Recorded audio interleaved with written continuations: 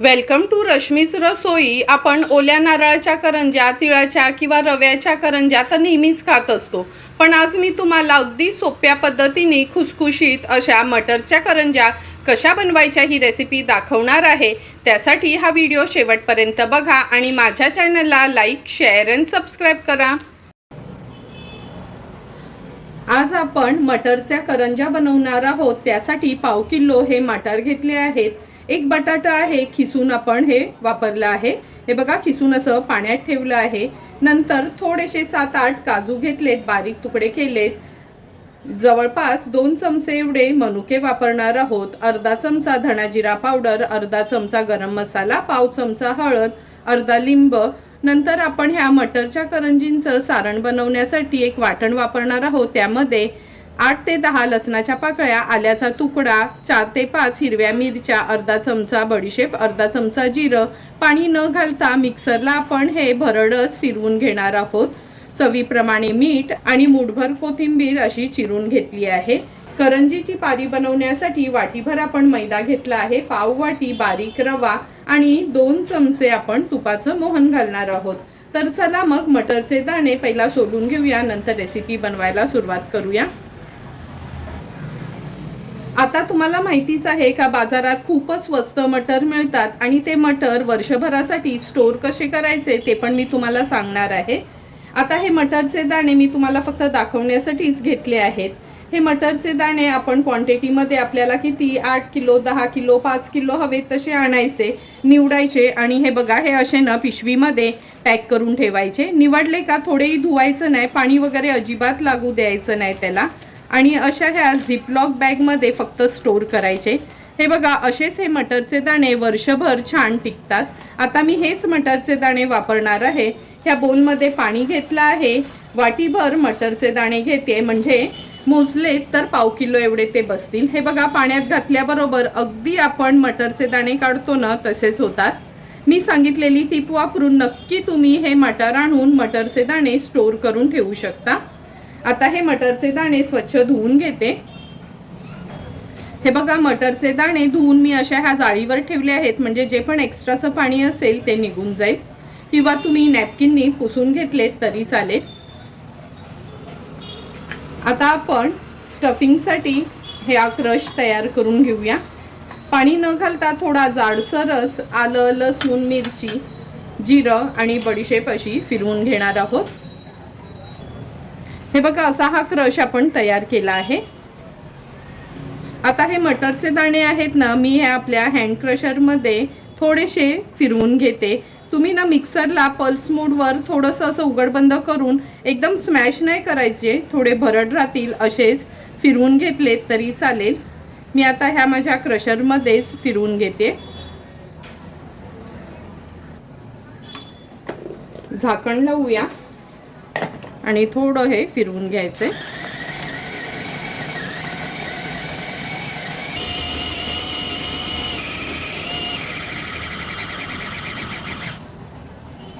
आता आपण हे उघडून बघूया।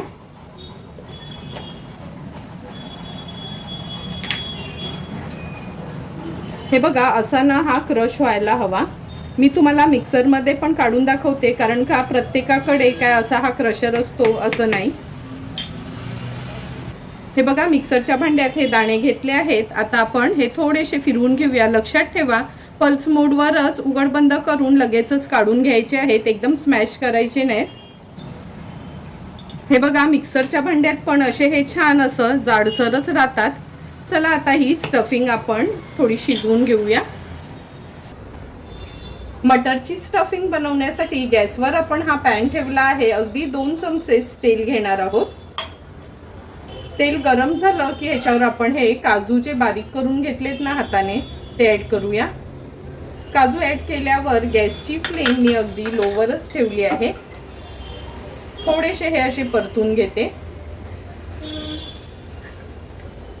आता आपण ह्याच्यामध्ये आलं, लसूण आणि मिरची, बडीशेप, जिराचा क्रश ॲड करणार आहोत। गॅसची फ्लेम आता मीडियमवर करून घेते। आता हा क्रश आपल्याला छान काजू सोबतच असा परतून घ्यायचा आहे, म्हणजे ना त्या करंजीच्या स्टफिंगला असा थोडा कच्चेपणा आलं लसणाचा जाणवत नाही। आलं लसूण मिरची बडीशेप आणि जिऱ्याचा क्रश असा तेलावर काजूसोबत थोडासा परतून घेतला की पाव चमचा हळद ॲड करूया, अर्धा चमचा धणा जिरा पावडर, अर्धा चमचा गरम मसाला. हे मसाले पण व्यवस्थित आपल्याला तेलावर असे परतून घ्यायचे. गॅसची फ्लेम मी लोवरच ठेवली आहे, म्हणजे हे मसाले ना जास्त आपले करपले जाणार नाहीत आणि व्यवस्थित तेलावर परतले पण जातील. हे बघा सर्व मसाले आपले परतून झाले आहेत. आता ह्याच्यामध्ये हे मटरचे दाणे जे आपण क्रश करून घेतले ते ऍड करूया.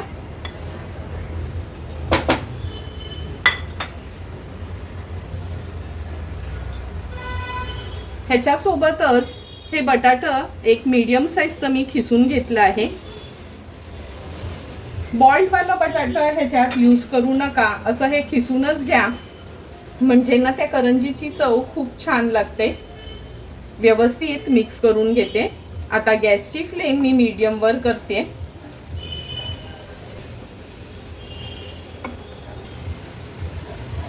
सुरुवातीलाच ना ह्याच्यात मीठ घालायचं नाही, नाहीतर ना मग लगेचच हे मटरचे दाणे आहेत ना थोडं पाणी सोडतील. तुम्ही बघू शकता किती सुंदर रंग आलाय आणि असा हा बटाटा खिसून घातला ना तर असं वाटणार पण नाही का ह्याच्यामध्ये आपण बटाटा थोडासा यूज केला आहे.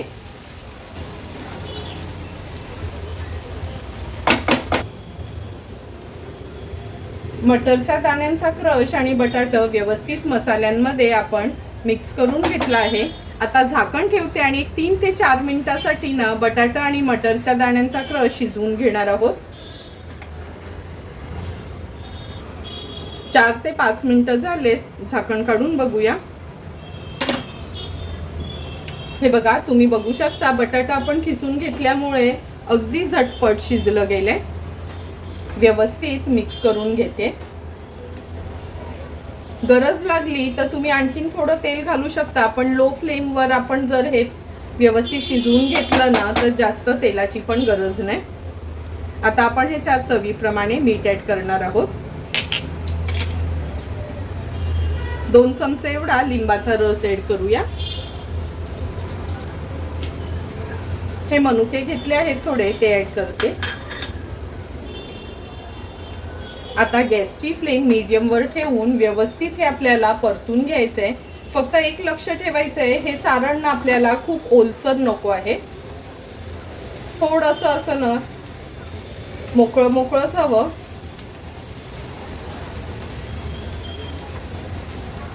एक 2 मिनिटासाठी व्यवस्थित मी हे परतून घेते.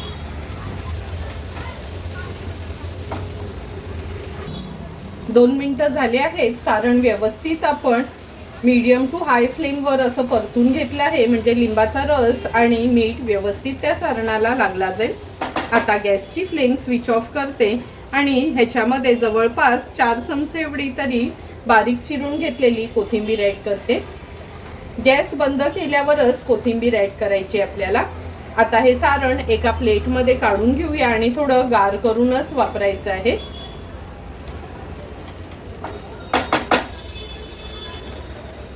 आता आपण मटरच्या करंजीची पारी बनवणार आहोत. त्यासाठी 1 वाटी एवढा मैदा घेतला आहे. पाव वाटी आपण बारीक रवा वापरणार आहोत. चवीप्रमाणे मीठ. अगदी थोडासा ओवा घेतला आहे, तो असा ना हाताने चोळून पिठामध्ये घालायचा, म्हणजे चांगला सुगंध येतो आपल्या ह्या बॅटरला. व्यवस्थित मिक्स केलं आहे. आपला पोहे खायचा चमचा असतो ना, 2 चमचे तूप घेतलं आहे. व्यवस्थित कडकडून गरम करून घ्यायचं आहे. ह्या मैदा आणि रव्यामध्ये तूप ॲड केलं का असं मिक्स करून घ्यायचं आहे. आता हे तूप मैद्याला आणि रव्याला असं छान चोळून घ्यायचं आहे, म्हणजे आपल्या करंज्या आहेत ना छान खुसखुशीत राहतात खूप जास्त वेळासाठी. व्यवस्थित असं तूप मी चोळून घेते. हे बघा असा लाडू बनायला हवा, असं तूप पिठाला व्यवस्थित लागायला हवं. आता थोडं थोडं करून पाणी ॲड करते आणि पीठ असं मळून घेते. जास्त घट्ट नाही आणि जास्त पातळ नाही, अगदी मीडियम कन्सिस्टन्सीचं आपल्याला हे पीठ मळून घ्यायचंय. हे बघा अगदी मीडियम कन्सिस्टन्सीचं हे पीठ आपण मळून घेतलं आहे. आता थोडंसं तेल घालूया, अर्धा चमचा एवढं. पिठाला थोडंसं ग्रीस करून घ्यायचं आहे.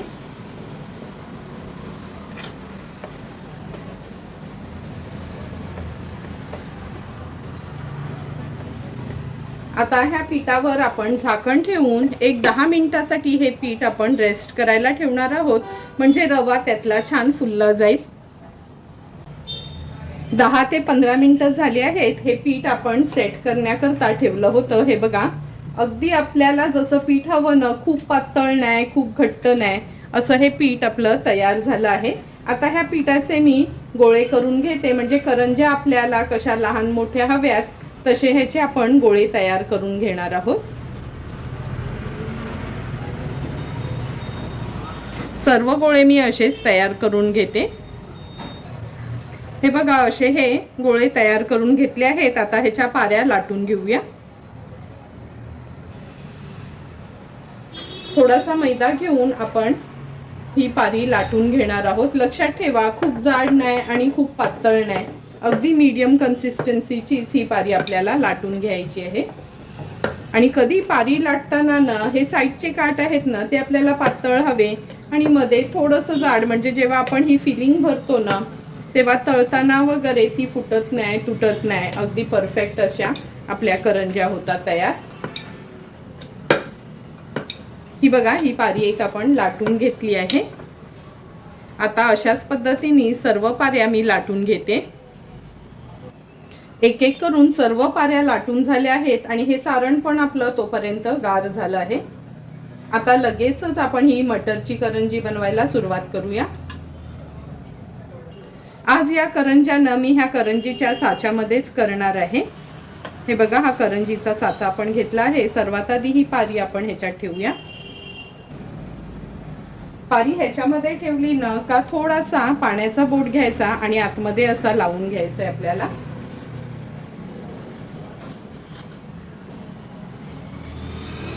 हे सारण जेवढं ह्याच्यात मावेल, कमी जास्त आपल्याला कसं आवडतं तसं हे अंदाजानेच आपण भरायचं आहे. जवळपास चमचाभर एवढं मी हे सारण व्यवस्थित असं भरून घेतलं आहे. आता ही पारी आपण अशी फोल्ड करून घेऊया. थोड्याशा मैद्याचं बोट घेऊन ही पारी आहे ना अशी प्रेस करून घ्यायची आहे आतून. हे बघा असं व्यवस्थित ना बोटाने प्रेस करून घ्यायचं आहे आपल्याला.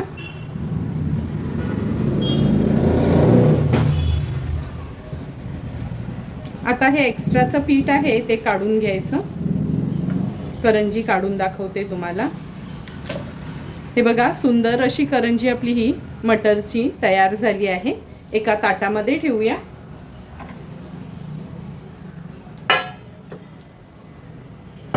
अशाच पद्धतीने एक एक करून सर्व करंज्या मी जेवढ्या पाऱ्या लाटल्यात ना त्या तयार करून घेते. हे बघा एक एक करून जेवढ्या आपण पाऱ्या लाटून घेतलेल्या ना सर्व करंज्या तयार करून घेतल्या आहेत. आता ह्याचं उरलेलं पीठ आहे ना त्याच्या करंज्या पण मी नंतर बनवून घेणार आहे. पण आता ह्या करंज्या आपण तळून घेऊया. तेल गरम झालंय का चेक करून घेते. हे बघा थोडंसं पीठ तेलावर सोडूया. अगदी आपल्याला हवं तसंच तेल गरम झालं आहे, म्हणजे लगेच काळपट पण झाला नाही हा पिठाचा गोळा. हा काढून घेते मी आता. गॅसची फ्लेम लो केली आहे. आता लो फ्लेमवरच या करंज्या आपल्याला तळायच्या आहेत. 2-2 करून किंवा 3-3 करंज्या किती आपल्या ह्या कढईत राहतील अशा आपण ह्या करंज्या तेलावर सोडूया.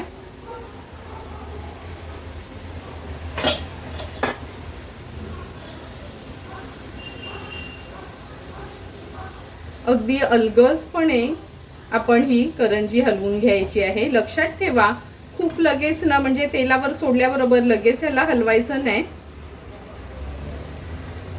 आता ह्याला मी पलटून घेते. अगदी 10 सेकंडसाठीच एक बाजू आपण तळून घेतली आहे. जवळपास 5 ते 6 मिनिटासाठी लो फ्लेमवरच आपल्याला ह्या करंज्या कुरकुरीत होईपर्यंत अशा तळून घ्यायच्या आहेत. उलटपालट करून ह्या करंज्या मी अशाच तळून घेणार आहे।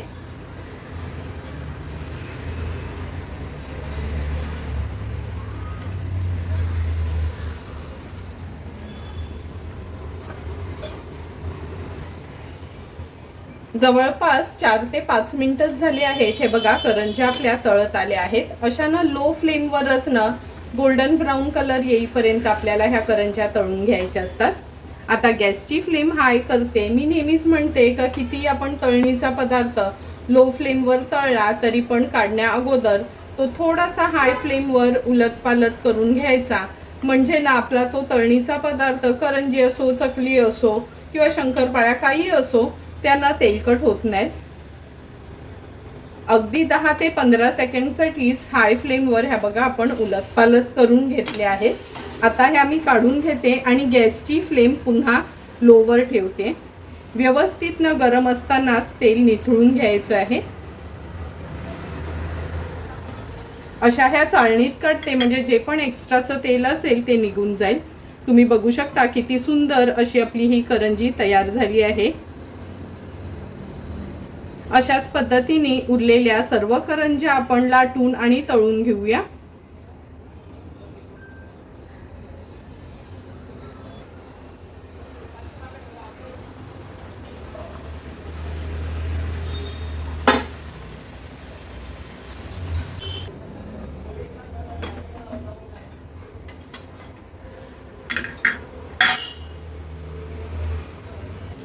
आणखीन एक टीप देते तुम्हाला, करंज्या आपण बनवून झाल्यावर नाही काय ह्या साईडच्या पाऱ्या राहतात, ह्या ना हाताने मळून खूप मेहनत करण्यापेक्षा अगदी सोपी पद्धत दाखवते। ह्या उरलेल्या पाऱ्या आहेत ना साईडच्या, आपण ह्या मिक्सरच्या भांड्यात घेऊया। अगदी चमचाभरच पाणी घालणार आहे आणि आता हे मी मिक्सरला अगदी अर्ध्या मिनिटासाठी फिरवून घेते। मिक्सरला पण फिरवून घेतले आहे, काढून दाखवते हे पीठ। हे बघा असं छान एकजीव होते, म्हणजे मळायला खूप मेहनत होत नाही। असं थोडं थोडं न 4-4, 5-5 करंज्यांचं हे पीठ साईडचं निघालं का असं हे मिक्सरला थोडंसं फिरवून घ्यायचं। हे बघा पुन्हा एकदा जसं आपण सुरुवातीला पीठ मळलेलं तसंच हे पीठ तयार झालं आहे, म्हणजे खूप जास्त मेहनत पण आपल्याला लागत नाही। ही ट्रिक तुम्ही नक्की वापरा करंज्या करताना। तुम्ही बघू शकता एक एक करून सर्व आपल्या ह्या मटरच्या करंज्या तयार झाल्या आहेत। आता तयार झालेल्या ह्या करंज्या आपण सर्विंग प्लेटमध्ये सर्व करणार आहोत। सुंदर अशा क्रिस्पी तयार झालेल्या आपल्या ह्या मटरच्या करंज्या आपण ह्या सर्विंग प्लेटमध्ये सर्व करून घेतोय।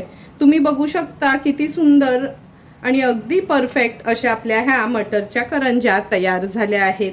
ह्या करंज्यानं तुम्ही लहान सण पार्टीसाठी किंवा कधी कधी घरी हळदी कुंकू असेल, काही स्पेशल गेस्ट येणार असतील तरी पण अगदी सोप्या पद्धतीने ह्या करंज्या तुम्ही ट्राय करू शकता। अगदी 1 वाटी मैद्याच्या जवळपास 26 करंज्या आपल्या ह्या मटरच्या तयार झाल्या आहेत। तुम्हाला पण जर मी बनवलेल्या ह्या मटरच्या करंज्यांची रेसिपी आवडली असेल तर तुम्ही पण माझ्या पद्धतीने एकदा तरी ह्या मटरच्या करंज्या घरी ट्राय करा आणि मला कमेंट करून सांगा की तुम्ही बनवलेल्या ह्या मटरच्या करंज्या कशा झाल्यात ते। जर तुम्हाला मी बनवलेल्या ह्या मटरच्या करंज्यांचा व्हिडिओ आवडला असेल तर नक्की माझ्या चॅनलला तुम्ही लाईक, शेअर अँड सबस्क्राईब करा। Thank you for watching my video.